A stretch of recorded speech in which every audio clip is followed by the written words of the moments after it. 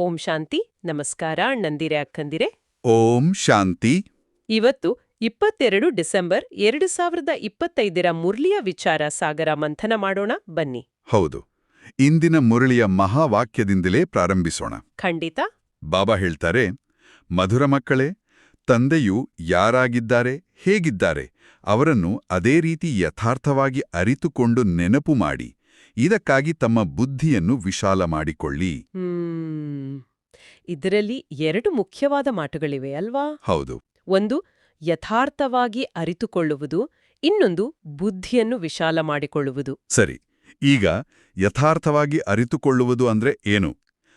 ಕೇವಲ ತಂದೆ ಜ್ಯೋತಿರ್ಬಿಂದು ನಿರಾಕಾರ ಅಂತ ಬಾಯಿ ಮಾತಲ್ಲಿ ಹೇಳಿದ್ರೆ ಸಾಕಾ? ಇಲ್ಲ, ಸಾಲದು. ಅದರ ಅನುಭವ ಆಗಬೇಕು. ಅದೇ, ಆ ತಂದೆಯ ಗುಣಗಳು, ಅವರ ಕರ್ತವ್ಯ, ನಮ್ಗೂ ಅವರಿಗಿರೋ ಸಂಬಂಧ, ಅದನ್ನ ಆಳವಾಗಿ ಅನುಭವ ಮಾಡೋದೇ ಯಥಾರ್ಥವಾದ ಅರಿವು. ಹಾಗಾದ್ರೆ 2ನೇ ಅಂಶ, ಬುದ್ಧಿಯನ್ನು ವಿಶಾಲ ಮಾಡಿಕೊಳ್ಳುವುದು ಅಂದ್ರೆ ಏನು? ಸಂಕುಚಿತ ಬುದ್ಧಿ ಅಂದ್ರೆ ಏನು? ನೋಡಿ, ಸಂಕುಚಿತ ಬುದ್ಧಿ ಅಂದ್ರೆ ನಮ್ಮ ಯೋಚನೆಗಳು ಸದಾ ನನ್ನ ದೇಹ, ನನ್ನ ಮನೆ, ನನ್ನ ಮಕ್ಕಳು, ನನ್ನ ಕೆಲ್ಸ. ಈ ಸಣ್ಣ ವೃತ್ತದಲ್ಲೇ ಸುತ್ತುತ್ತಿರುತ್ತೆ. ಹೌದು. ಅದರಿಂದ ಹೊರಗೆ ಬಂದು ನಾನೊಬ್ಬ ಆತ್ಮ, ಇಡೀ ವಿಶ್ವವೇ ಒಂದು ನಾಟಕ, ನಾನು ಇದರಲ್ಲಿ ಪಾತ್ರಧಾರಿ ಅನ್ನೋ ಸ್ಮೃತಿಯಲ್ಲಿರೋದು. ಅದೇ ವಿಶಾಲ ಬುದ್ಧಿ. ಖಂಡಿತ. ಆಗ ಸಣ್ಣ ಪುಟ್ಟ ಸಮಸ್ಯೆಗಳು ದೊಡ್ಡದಾಗಿ ಕಾಣಿಸೋದಿಲ್ಲ. ಆದ್ರೆ ಈ ಸ್ಥಿತಿಯನ್ನ ತಲುಪೋದು ಅಷ್ಟು ಸುಲಭನಾ? ಮೂರ್ಲಿಯಲ್ಲೇ ಹೇಳಿದ ಹಾಗೆ ಇದಕ್ಕೆ ಪರಿಶ್ರಮ ಬೇಕು. ಹೌದು. ಯಾಕಂದ್ರೆ ಮಾಯೆ ಅಥವಾ ನಮ್ಮ ಹಳೆಯ ದೇಹಭಾನದ ಸಂಸ್ಕಾರಗಳು ಮತ್ತೆ ಮತ್ತೆ ನಮ್ಮನ್ನ ಕೆಳಗೆ ಎಳೆಯುತ್ತೆ, ಶಿವತಂದೆಯ ಆದೇಶಗಳನ್ನ ಮರೆಸುತ್ತೆ. ಅದಕ್ಕೆ ನಿರಂತರ ಅಭ್ಯಾಸ ಬೇಕು. ನಮ್ಮ ಗುರಿ ಕರ್ಮಾತೀತ ಸ್ಥಿತಿ ತಲುಪೋದು. ಅದೇ ಅಂತಿಮ ಗುರಿ. ಸರಿ, ಈಗ ಮೂರ್ಲಿಯ ಪ್ರಶ್ನೋತ್ತರ ವಿಭಾಗಕ್ಕೆ ಬರೋಣ. ಇದು ಕೂಡ ಬಹಳ ಆಳವಾದ ವಿಚಾರ. ಹೌದು. ಪ್ರಶ್ನೆ ಹೀಗಿದೆ, ತಂದೆಗೆ ಬಡವರ ಬಂಧು ಎಂದು ಏಕೆ ಹೇಳಲಾಗಿದೆ? ಅದಕ್ಕೆ ಬಾಬಾ ಕೊಟ್ಟಿರೋ ಉತ್ತರ ನೋಡಿ. ಏಕಂದ್ರೆ ಇಡೀ ಪ್ರಪಂಚವೂ ದುಃಖಿಯಾಗಿದೆ, ಎಲ್ಲರನ್ನೂ ದುಃಖದಿಂದ ಬಿಡಿಸಲು ತಂದೆ ಬಂದಿದ್ದಾರೆ. ಅಂದ್ರೆ ಇಲ್ಲಿ ಬಡತನ ಅಂದ್ರ ಹಣದ ಬಡತನ ಅಲ್ಲ. ಖಂಡಿತ ಅಲ್ಲ. ಬಾಬಾ ಸ್ಪಷ್ಟವಾಗಿ ಹೇಳ್ತಾರೆ, ಬಟ್ಟೆ ಅಥವಾ ಹಣ ಕೊಡುವುದರಿಂದ ಯಾರೂ ಸಾಹುಕಾರರಾಗೋದಿಲ್ಲ. ಜ್ಞಾನವಿಲ್ಲದ ಪತಿತರಿಗೆ ಜ್ಞಾನ ಕೊಟ್ಟು ಪಾವನರನ್ನಾಗಿ ಮಾಡುವುದರಿಂದ ತಂದೆ ಬಡವರ ಬಂಧುವಾಗಿದ್ದಾರೆ. ವಾವ್! ಅಂದ್ರೆ ಆತ್ಮಜ್ಞಾನ, ಗುಣ, ಶಕ್ತಿಗಳಿಂದ ಖಾಲಿಯಾದಾಗ ಅದೇ ನಿಜವಾದ ಬಡತನ. ಹೌದು, ಅದೇ ಅಲೌಕಿಕ ಬಡತನ. ಈ ಜ್ಞಾನಧನವನ್ನ ಕೊಟ್ಟು ಬಾಬಾ ನಮ್ಮನ್ನು ಸದಾಕಾಲಕ್ಕಾಗಿ ಸಾಹುಕಾರರನ್ನಾಗಿ ಮಾಡ್ತಾರೆ. ಈ ಪ್ರಪಂಚದ ಧನ ಅದೆಲ್ಲ ನಾಳೆ ಮಣ್ಣು ಪಾಲಾಗುತ್ತೆ ಅಂತಾನೂ ಹೇಳ್ತಾರೆ. ನಿಜ. ಇದೇ ವಿಚಾರಕ್ಕೆ ಸಂಬಂಧಪಟ್ಟ ಹಾಗೆ ಅನಾಥ ಮತ್ತು ಸನಾಥ ಅನ್ನೋ ಶಬ್ದಗಳನ್ನ ಬಳಸಿದ್ದಾರೆ. ಹೌದು, ತಂದೆಯ ಪರಿಚಯ ಇಲ್ಲದವನು ಕೋಟ್ಯಾಧಿಪತಿಯೇ ಆಗಿದ್ರೂ ಅನಾಥ ಅಂತ. ಹೌದು, ಯಾಕಂದ್ರೆ ಅವನ ತಲೆಯ ಮೇಲೆ ರಕ್ಷಕರಿಲ್ಲ, ಅವನಿಗೆ ಮಾನಸಿಕ ಭದ್ರತೆ ಇಲ್ಲ. ತಂದೆ ಸಿಕ್ಕಾಗ ನಾವು ಸನಾಥರಾಗ್ತೇವೆ. ಮತ್ತು ನಮ್ಮ ಕರ್ತವ್ಯ ಬೇರೆ ಅನಾಥ ಆತ್ಮಗಳನ್ನ ಸನಾಥರನ್ನಾಗಿ ಮಾಡೋದು. ಬಹಳ ಸುಂದರವಾದ ಸೇವೆ. ಈಗ ಬಾಬ್ದಾದರವರ ನೆನಪು, ಪ್ರೀತಿಯನ್ನು ಸ್ವೀಕಾರ ಮಾಡೋಣ. ಮಧುರಾತಿ ಮಧುರ ಅಗಲಿ ಹೋಗಿ ಮರಳಿ ಸಿಕ್ಕಿರುವ ಮಕ್ಕಳ ಪ್ರತಿ ಮಾತಾಪಿತಾ ಬಾಬ್ದಾದರವರ ನೆನಪು, ಪ್ರೀತಿ ಹಾಗೂ ಸುಪ್ರಭಾತ. ಆತ್ಮಿಕ ಮಕ್ಕಳಿಗೆ ಆತ್ಮಿಕ ತಂದೆಯ ನಮಸ್ತೆ. ಆತ್ಮಿಕ ತಂದೆಗ ಆತ್ಮಿಕ ಮಕ್ಕಳ ನಮಸ್ತೆ. ಈಗ ಧಾರಣೆಗಾಗಿ ಮುಖ್ಯ ಸಾರ ನೋಡೋಣ. ನಾವು ಜೀವನದಲ್ಲಿ ಅಳವಡಿಸಿಕೊಳ್ಳಬೇಕಾದ ಅಂಶಗಳು. ಮೊದಲನೇ ಪಾಯಿಂಟ್ ನಾನು ಓದ್ತೇನೆ. ಓದಿ. 1. ರೂಪಭಸಂತರಾಗಿ ಮುಖದಿಂದ ಸದಾ ಸುಖದಾಯಕ ಮಾತುಗಳನ್ನು ಮಾತನಾಡಬೇಕಾಗಿದೆ, ದುಃಖದಾಯಿಗಳಾಗಬಾರದು.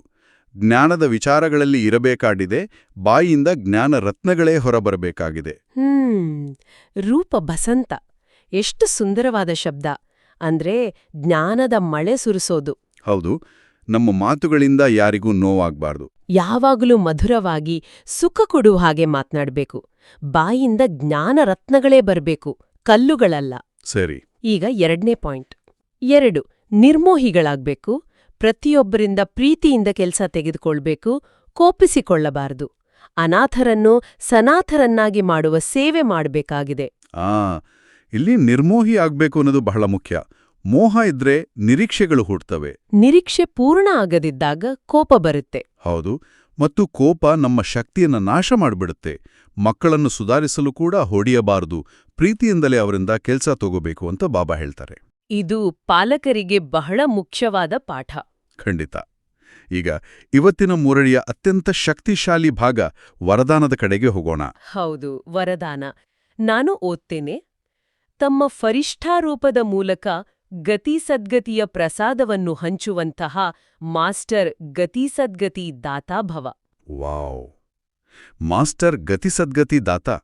ಇದರ ವಿವರಣೆಯನ್ನೂ ಬಾಬಾ ಕೊಟ್ಟಿದ್ದಾರೆ. ಹೌದು. ವಿಶ್ವದ ಆತ್ಮರು ಇಂದು ಆರ್ಥಿಕವಾಗಿ, ಶಾರೀರಿಕವಾಗಿ ಮತ್ತು ಮಾನಸಿಕವಾಗಿ ಬಳಲುತ್ತಿದ್ದಾರೆ. ಎಲ್ಲರ ದೃಷ್ಟಿ ನಮ್ಮ ಕಡೆ, ಶಾಂತಿಸ್ತಂಭಗಳ ಕಡೆ ಇದೆ.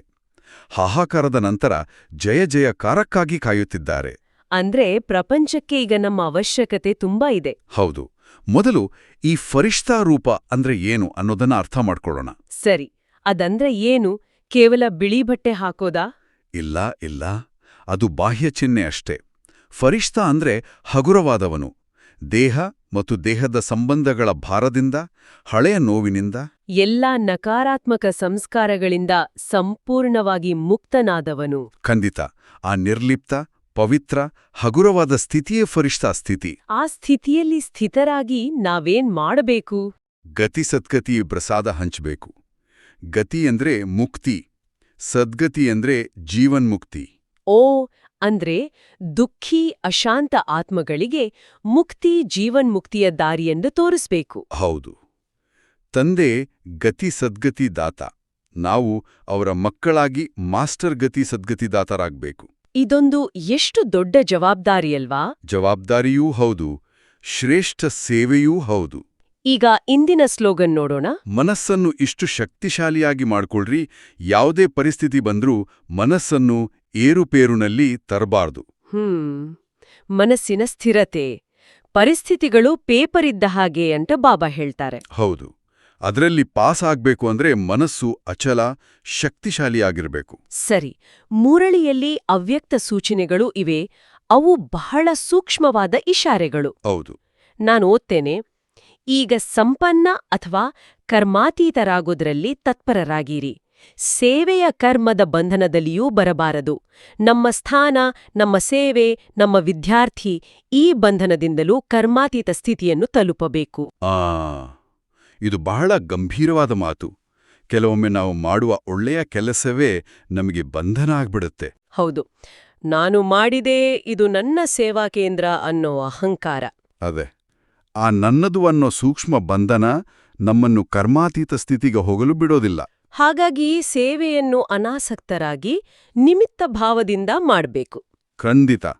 ನಾನು ಕೇವಲ ನಿಮಿತ್ತ, ಮಾಡ್ಸವನು ತಂದೆ ಅನ್ನೋ ಭಾವನೆ ಇರಬೇಕು. ಸರಿ, ನಾವು ಚರ್ಚೆಯ ಕೊನೆಗೆ ಬಂದಿದ್ದೇವೆ. ಆದ್ರೆ ಮುರಳಿಯಲ್ಲಿ ಬಂದಿದ್ದ ಒಂದು ಕುತೂಹಲಕಾರಿ ವಿಷಯವನ್ನ ಚರ್ಚೆ ಮಾಡಲೇಬೇಕು. ಹೌದು. ಬಾಪ್ ದಾದಾರವರ ಬಟ್ಟೆಯ ಬಗ್ಗೆ ಅಲ್ವಾ? ಹೌದು. ಏನದು? ಯಾರೋ ಕೇಳಿದ್ರಂತೆ, ಬಾಪ್ ದಾದಾ ಬೆಚ್ಚನೆಯ ವಸ್ತ್ರಗಳನ್ನು ಧರಿಸುತ್ತಾರೆಯಾ ಅಂತ. ಅದಕ್ಕೆ ಬಾಬಾ ಏನ್ ಹೇಳಿದ್ರು? ಶಿವತಂದೆ ಹೇಳ್ತಾರೆ, ಬೆಚ್ಚನೆಯ ವಸ್ತ್ರಗಳನ್ನು ನಾನೇಕೆ ಧರಿಸಲಿ? ನನಗೇನು ಚಳಿಯಾಗುವುದೇ? ಯಾರಲ್ಲಿ ನಾನು ಪ್ರವೇಶ ಮಾಡಿದ್ದೇನೆಯೋ ಅವರಿಗೆ ಚಳಿಯಾಗುತ್ತದೆ. ಓ, ನನಗೆ ಹಸಿವಾಗಲಿ ಬಾಯಾರಿಕೆಯಾಗಲಿ ಏನೂ ಇಲ್ಲ. ನಾನು ನಿರ್ಲೇಪವಾಗಿದ್ದೇನೆ. ಈ ಒಂದು ಸಣ್ಣ ಉತ್ತರದಲ್ಲಿ ತಂದೆಯ ಸಂಪೂರ್ಣ ಪರಿಚಯ ಇದೆ. ಹೌದು. ಅವರು ನಿರಾಕಾರಿ, ಅಭೋಕ್ತ ಮತ್ತು ನಿರ್ಲೇಪ, ಯಾವುದಕ್ಕೂ ಅಂಟಿಕೊಳ್ಳದವರು. ಇದು ನಮಗೂ ಒಂದು ಪಾಠ. ನಾನು ಕೂಡ ಆತ್ಮ, ಈ ದೇಹದಿಂದ ಭಿನ್ನ ಅಂತ ಅಭ್ಯಾಸ ಮಾಡಬೇಕು. ಖಂಡಿತ. ಇಂದಿನ ಮುರಳಿಯ ಮಂಥನದಿಂದ ನಿಜವಾಗಿಯೂ ಬಹಳಷ್ಟು ಶಕ್ತಿ ಸಿಕ್ಕಿತು. ಹೌದು. ಈ ಮುರಳಿಯ ವಿಚಾರಗಳಿಂದ ನಮಗೆಲ್ಲರಿಗೂ ತಂದೆಯ ಶಕ್ತಿ ದೊರೆತಿರಲಿ. ಈಗ ಸ್ವಮಾನ್ಸ್ ಅಭ್ಯಾಸ ಮಾಡೋಣ. ನಾನು ಶಕ್ತಿಶಾಲಿ, ಅಚಲ ಆತ್ಮ.